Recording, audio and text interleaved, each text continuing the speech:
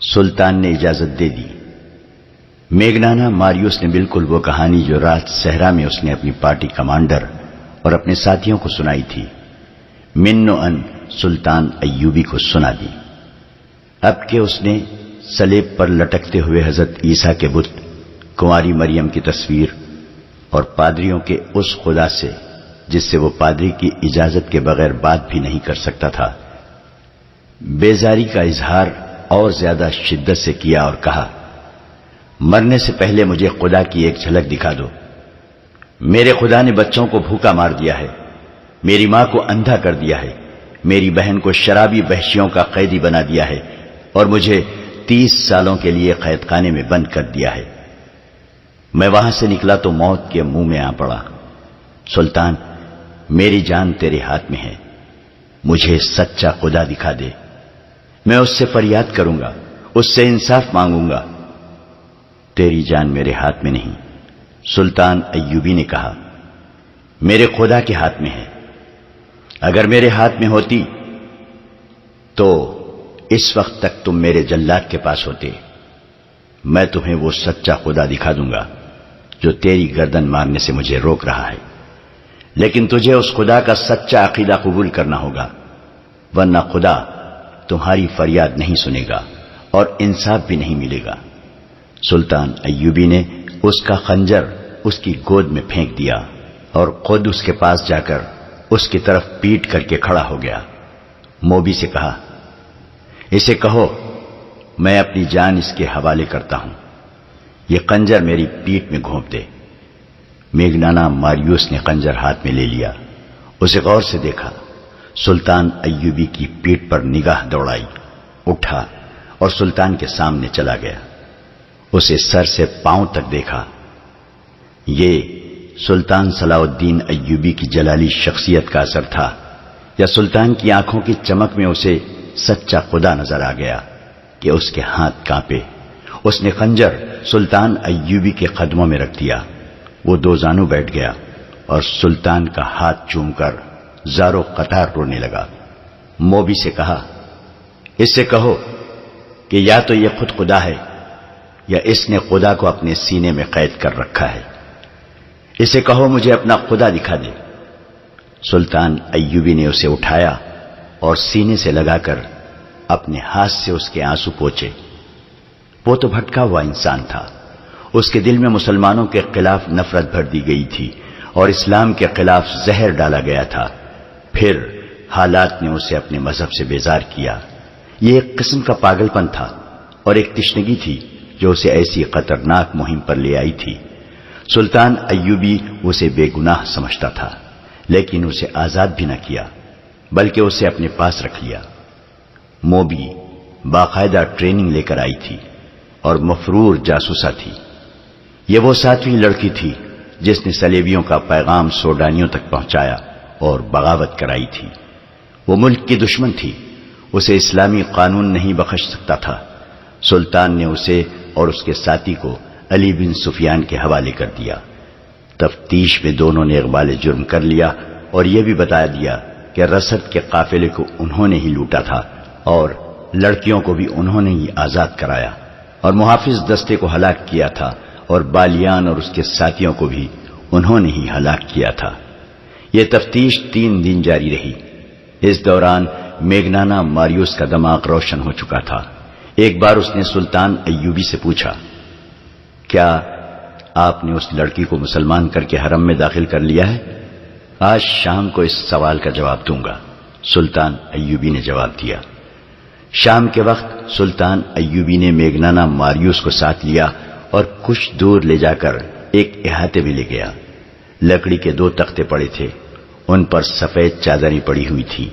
سلطان ایوبی نے چادروں کو ایک طرف سے اٹھا دیا اور میگنانا ماریوس کو دکھایا۔ اس کے چہرے کا رنگ بدل گیا۔ اس کے سامنے موبی کی لاش پڑی تھی اور دوسرے تختے پر اس کے ساتھی کی لاش تھی۔ سلطان ایوبی نے موبی کے سر پر ہاتھ رکھ کر پیچھے کھینچا، گردن کندھے سے جدا تھی۔ اس نے میگنانا ماریوس سے کہا، میں اسے بخش نہیں سکتا تھا، تم اسے اپنے ساتھ لائے تھے کہ میں اس کے حسن اور جسم پر فدا ہو جاؤں گا۔ مگر اس کا جسم مجھے ذرہ بھر بھی اچھا نہیں لگا تھا. یہ ناپاک جسم تھا. یہ اب مجھے اچھا لگ رہا ہے. اب جبکہ اس جسم سے اتنی حسین شکل و صورت جدا ہو چکی ہے، مجھے یہ بہت اچھی لگ رہی ہے. اللہ اس کے گناہ معاف کرے. سلطان، میگنانا مایوس نے پوچھا، آپ نے مجھے کیوں بخش دیا ہے؟ اس لیے کہ تم مجھے قتل کرنے آئے تھے. سلطان ایوبی نے جواب دیا، مگر یہ میری قوم کے کردار کو قتل کرنے آئی تھی، اور تمہارا یہ ساتھی بھی سوچے سمجھے منصوبے کے تحت بہت سے لوگوں کا قاتل بنا، اور تم نے میرا خون بہا کر خدا کو دیکھنا چاہا تھا. چند ہی دنوں بعد میگنانا مایوس سیف اللہ بن گیا، جو بعد میں سلطان ایوبی کے محافظ دستے میں شامل ہوا. اور جب سلطان ایوبی خالق حقیقی سے جا ملا تو سیف اللہ نے زندگی کے آخری 17 برس سلطان صلاح الدین ایوبی کی قبر پر گزار دیے. آج کسی کو بھی نہیں معلوم کہ سیف اللہ کی قبر کہاں ہے. قاہرہ سے 1.5 میل دور، جہاں ایک طرف ریت کے ٹیلے اور باقی ہر طرف صحرا ریت کے سمندر کی مانند افق تک پھیلا ہوا تھا، انسانوں کے سمندر تلے دب گیا تھا. یہ لاکھوں انسانوں کا ہجوم تھا. ان میں شتر سوار بھی تھے اور گھوڑا سوار بھی. بہت سے لوگ گدھوں پر بھی سوار تھے. تعداد ان کی زیادہ تھی جن کے پاس کوئی سواری نہیں تھی. لا تعداد ہجوم 4-5 دنوں سے صحرا کی اس وسعت میں جمع ہونا شروع ہو گیا تھا.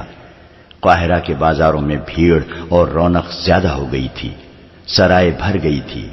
یہ لوگ دور دور سے اس سرکاری منادی پر آئے تھے کہ 6-7 روز بعد قاہرہ کے مضافاتی ریگستان میں مصر کی فوج گھوڑ سواری، شتر سواری، دوڑتے گھوڑوں اور اونٹوں سے تیر اندازی اور بہت سے جنگی کمالات کا مظاہرہ کرے گی. منادی میں یہ اعلان بھی کیا گیا تھا کہ غیر فوجی لوگ بھی ان مظاہروں میں جس کسی کو چاہیں تیغ زنی، کشتی، دوڑتے گھوڑوں کی لڑائی اور تیر اندازی وغیرہ کے لیے للکار کر مقابلہ کر سکتے ہیں. یہ منادی صلاح الدین ایوبی نے کرائی تھی. اس کے 2 مقاصد تھے. ایک یہ کہ لوگوں کو فوج میں بھرتی ہونے کی ترغیب ملے گی، اور دوسرے یہ کہ جو لوگ ابھی تک سلطان کو فوجی لحاظ سے کمزور سمجھتے ہیں ان کے شکوک رفع ہو جائیں. سلطان ایوبی کو جب یہ اطلاعیں ملنے لگیں کہ لوگ 6 روز پہلے ہی تماشا گاہ میں جمع ہونا شروع ہو گئے ہیں تو وہ بہت خوش ہوا. مگر علی بن سفیان پریشان سا نظر آتا تھا. اس نے سلطان کے آگے اس پریشانی کا اظہار کر بھی دیا تھا. سلطان ایوبی نے مسرت سے اسے کہا تھا، اگر تماشائیوں کی تعداد 1 لاکھ ہو جائے تو ہمیں 5000 سپاہی تو مل ہی جائیں گے. محترم امیر، علی بن سفیان نے کہا، میں تماشائیوں کے ہجوم کو کسی اور زاویے سے دیکھ رہا ہوں. میرے اندازے کے مطابق اگر تماشائیوں کی تعداد 1 لاکھ ہوئی تو اس میں 1000 جاسوس ہوں گے. دیہات سے عورتیں بھی آ رہی ہیں. ان میں زیادہ تر سوڈانی ہیں. ان میں اکثر کا رنگ اتنا گورا ہے کہ عیسائی عورت ان میں چھپ سکتی ہے. میں تمہاری اس مشکل کو اچھی طرح سمجھتا ہوں علی، سلطان نے کہا، لیکن تم جانتے ہو کہ میں نے جس میلے کا انتظام کیا ہے وہ کیوں ضروری ہے. تم اپنے محکومے کو اور زیادہ ہوشیار کر دو. جی، میں اس کے حق میں ہوں، علی بن سفیان نے کہا. یہ میلہ بہت ہی ضروری ہے. میں نے اپنی پریشانی آپ کو پریشان کرنے کے لیے نہیں بتائی، صرف یہ اطلاع پیش کی ہے کہ یہ میلہ اپنے ساتھ کیا خطرہ لا رہا ہے. قاہرہ میں عارضی خہبے خانے کھل گئے ہیں جو ساری رات شائقین سے بھرے رہتے ہیں. تماشائیوں میں سے بعض نے شہر کے باہر خیمے نصب کر لیے ہیں.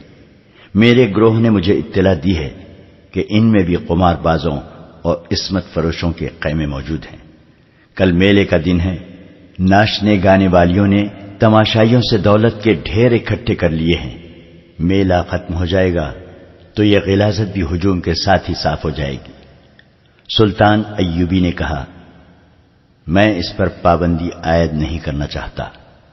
مصر کی اخلاقی حالت اچھی نہیں. رقص اور عصمت فروشی 1-2 دنوں میں ختم نہیں کی جا سکتی. ابھی مجھے زیادہ سے زیادہ تماشائیوں کی ضرورت ہے، مجھے فوج تیار کرنی ہے، اور تم جانتے ہو علی، ہمیں بہت زیادہ فوج کی ضرورت ہے۔ میں نے فوج اور انتظامیہ کے سربراہوں کے اجلاس میں یہ ضرورت وضاحت سے بیان کر دی تھی۔ میں آپ کو اس وضاحت سے روک نہیں سکا تھا۔ امیر محترم علی بن سفیان نے کہا، میری سراغ رساں نگاہوں میں ان سربراہوں میں نصف ایسے ہیں جو ہمارے وفادار نہیں۔ آپ اچھی طرح جانتے ہیں کہ ان میں کچھ ایسے ہیں جو آپ کو اس گدی پر نہیں دیکھنا چاہتے، اور باقی جو ہیں ان کی دلچسپیاں سوڈانیوں کے ساتھ ہیں۔ میں نے ان میں سے ہر ایک کے پیچھے ایک ایک آدمی چھوڑ رکھا ہے۔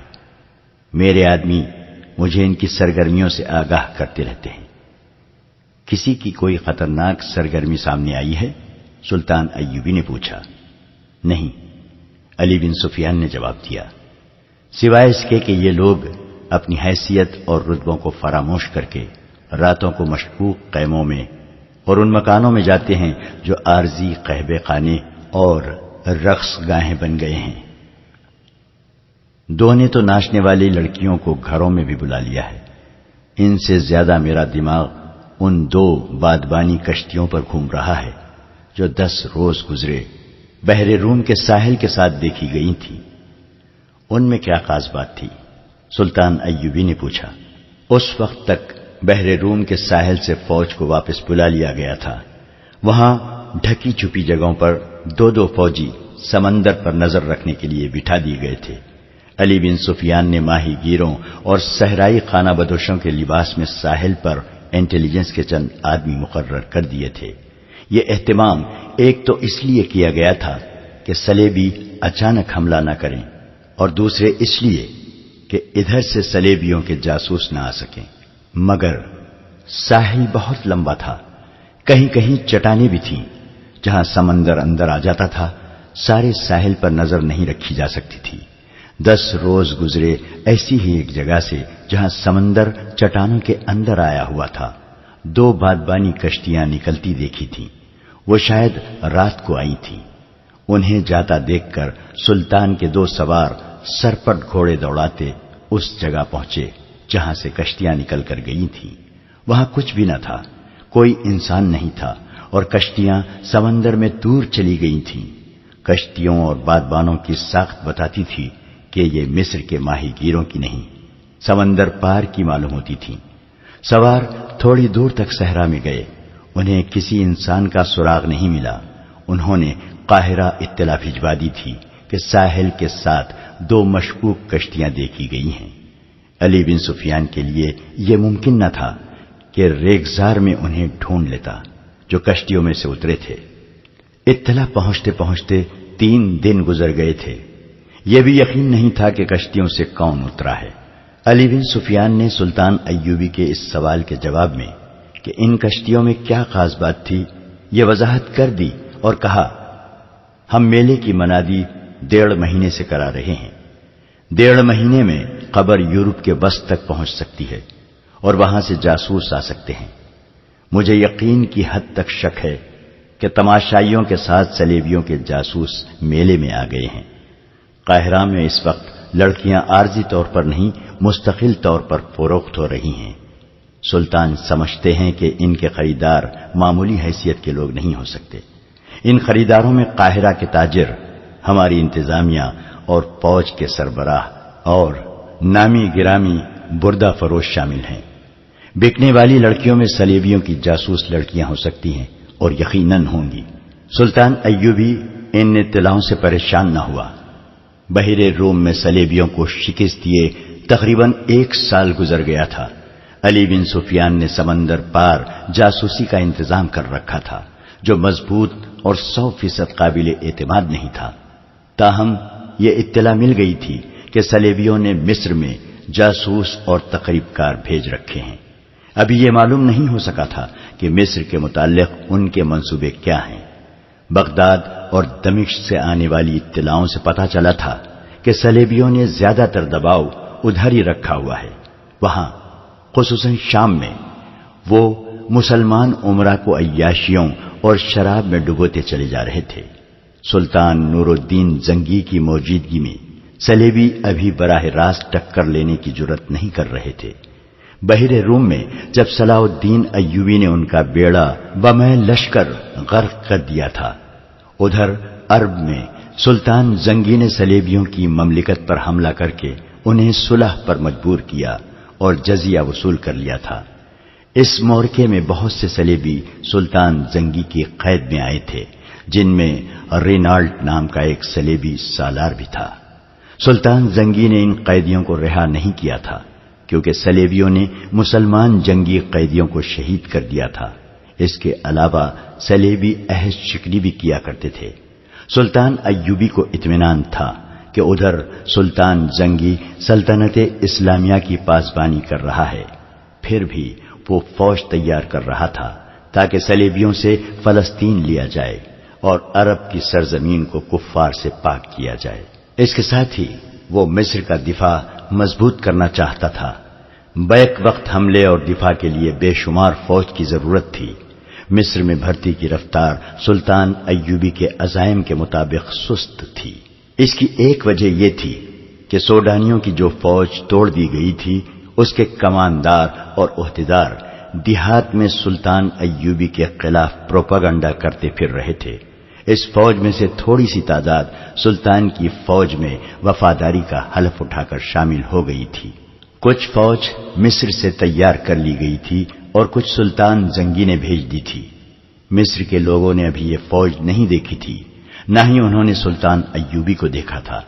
سلطان ایوبی نے اس میلے کا اعلان کر کے اپنے فوجی سربراہوں اور ان کے ماتحت کمانداروں وغیرہ کو ہدایت دی تھی کہ وہ باہر سے آئے ہوئے لوگوں سے ملیں اور پیار و محبت سے ان کا اعتماد حاصل کریں، انہیں باور کرائیں کہ وہ انہی میں سے ہیں، اور ہم سب کا مقصد یہ ہے کہ خدا اور رسول صلی اللہ علیہ وسلم کی سلطنت کو دور دور تک پھیلانا اور اسے صلیبی فتنے سے پاک کرنا ہے۔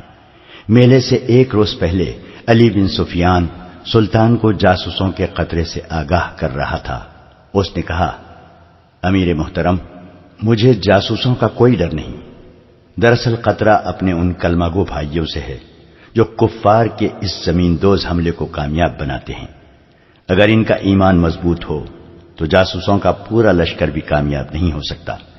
میلے کے تماشائیوں میں جو ناچنے والی لڑکیاں نظر آ رہی ہیں وہ صلیبیوں کا جال ہیں، تاہم میرا گروہ دن رات مصروف ہے۔ اپنے آدمیوں سے یہ کہہ دو کہ کسی جاسوس کو جان سے نہ ماریں۔ سلطان ایوبی نے کہا، زندہ پکڑو۔ جاسوس دشمن کے لیے آنکھ اور کان ہوتا ہے، لیکن ہمارے لیے وہ زبان ہے۔ وہ تمہیں ان کی خبریں دے گا جنہوں نے اسے بھیجا ہے۔ میلے کی صبح طلوع ہوئی۔ وہ میدان بہت ہی وسیع تھا، جس کے 3 اطراف تماشائیوں کا ہجوم تھا۔ جس طرف ریت کے ٹیلے تھے ادھر کسی کو نہیں جانے دیا گیا تھا۔ جنگی دف بجنے لگے، گھوڑوں کی ٹاپوں کی آوازیں اس طرح سنائی دیں جیسے سیلابی دریا آ رہا ہو۔ گرد آسمان کی طرف بڑھ رہی تھی۔ یہ 2000 سے زیادہ گھوڑے تھے۔ پہلا گھوڑ سوار میدان میں داخل ہوا۔ یہ صلاح الدین ایوبی تھا۔ اس کے دونوں طرف علم بردار تھے اور پیچھے سواروں کا دستہ تھا۔ گھوڑوں پر پھولدار چادریں ڈالی گئی تھیں۔ ہر سوار کے ہاتھ میں برچھی تھی۔ برچھی کے چمکتے ہوئے پھل کے ساتھ رنگین کپڑے کی چھوٹی سی جھنڈی تھی۔ ہر سوار کی کمر سے تلوار لٹک رہی تھی۔ آہستہ آہستہ گھوڑے چل رہے تھے۔ سوار گردنیں تانے اور سینہ پھلائے بیٹھے تھے۔ ان کے چہروں پر جلالی تاثر تھا۔ یوں معلوم ہوتا تھا جیسے یہ تماشائیوں کے دم بخود ہجوم سے اعلیٰ و برتر ہوں۔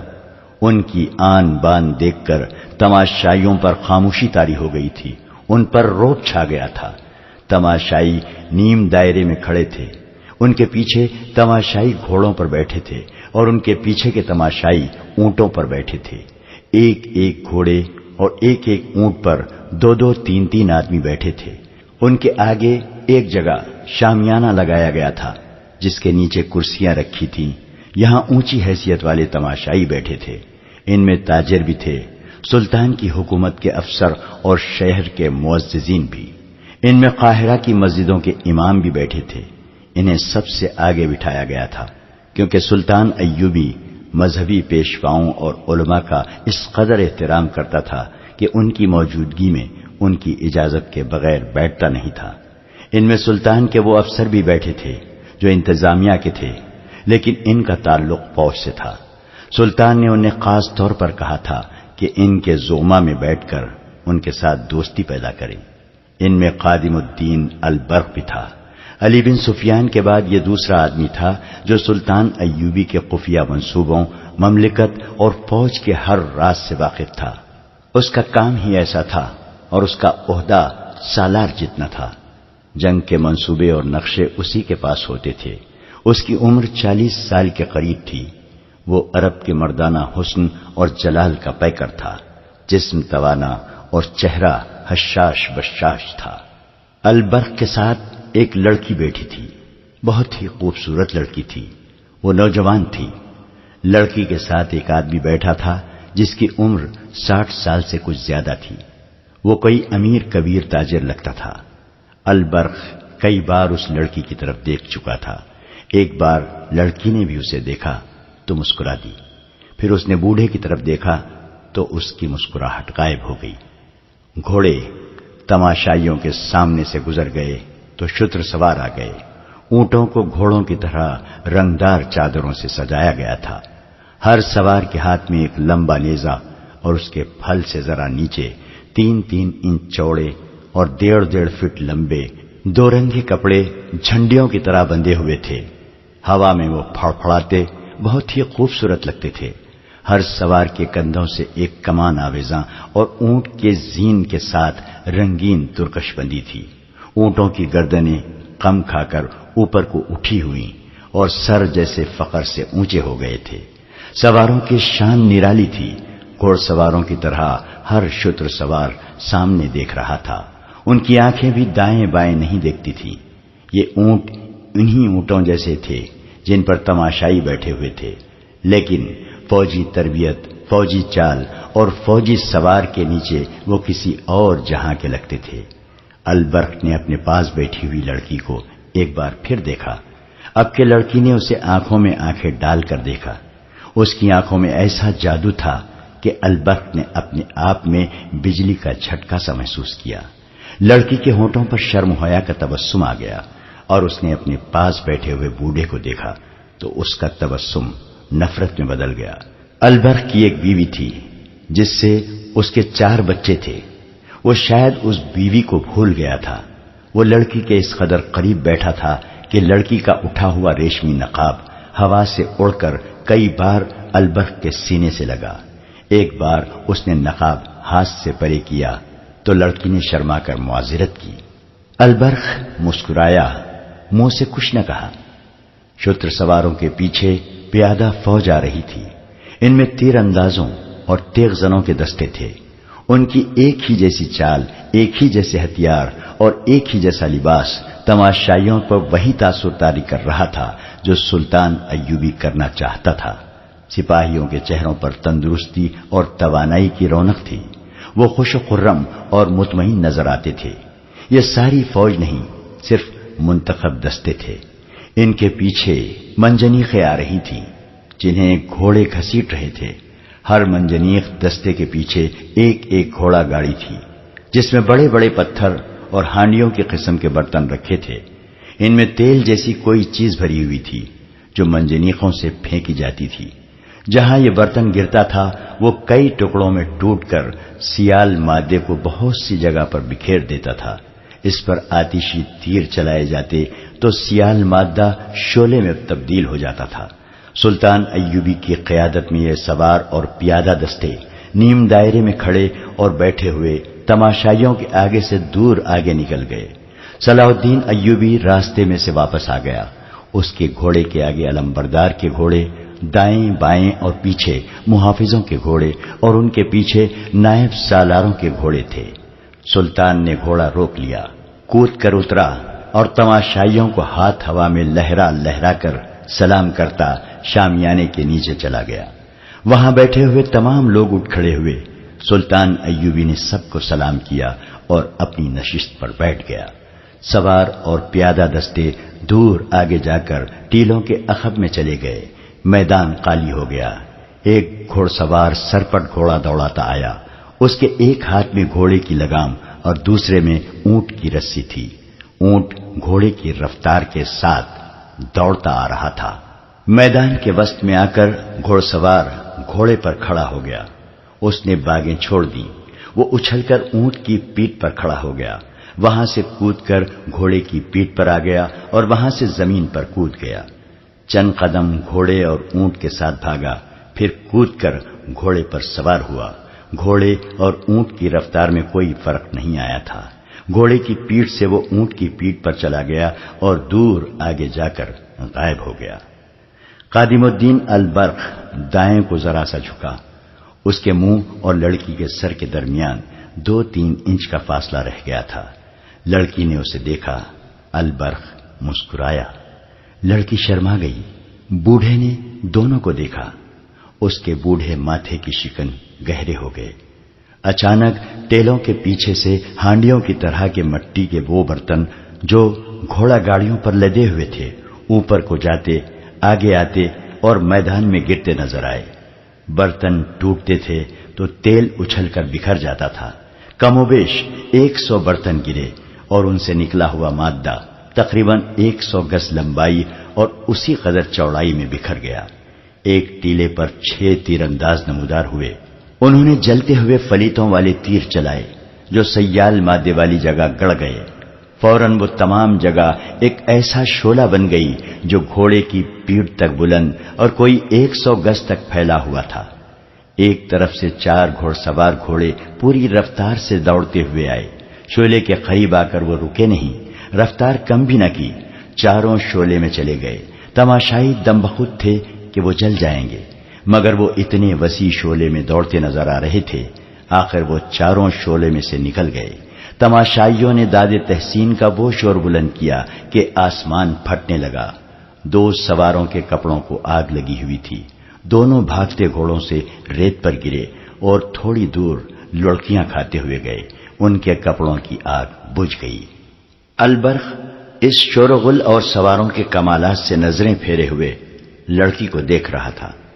لڑکی اس کی طرف دیکھتی اور ذرا سا مسکرا کر بوڑھے کو دیکھنے لگتی۔